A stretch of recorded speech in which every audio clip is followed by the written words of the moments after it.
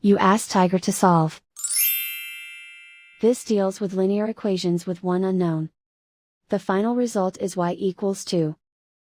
Let's solve it step by step. Group all constants on the right side of the equation. Subtract 7 from both sides.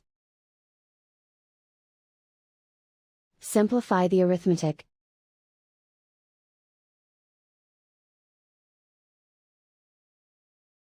Isolate the y. Multiply both sides by 2. Group like terms. Multiply the coefficients. Simplify the fraction.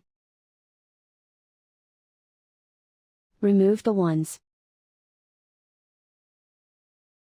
And so the final result is y equals 2.